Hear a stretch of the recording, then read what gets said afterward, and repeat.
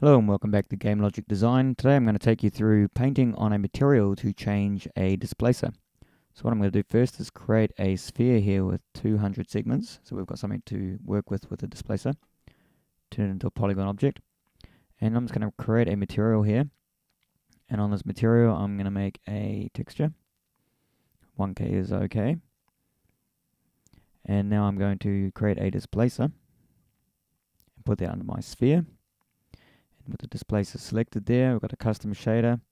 I'm going to select the bitmap that we just created. And now I'm also going to drop this shader onto the sphere just so we can actually see it as we're painting. Now I'll come back over here and I'm going to change to a GLD user layout, which is just the body paint layout with my brushes over here. And with material selected here, turn that on. And just make sure painting's fast. We always go in here and we turn that to no scaling. That's just for performance reasons. And with the selected material color channel there, I come back over, make sure I've got the sphere selected, change to the tool. And now when I paint on here, it's going to do displacement as we paint.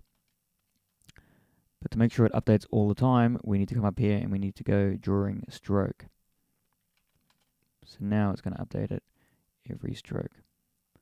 So this is painting on a material that's being used by the displacer to displace the object in real time. So let me come back over to the displacer here. If I just turn that off, you see there's no displacement. Turn it back on, we have displacement. So it's all been driven by this texture.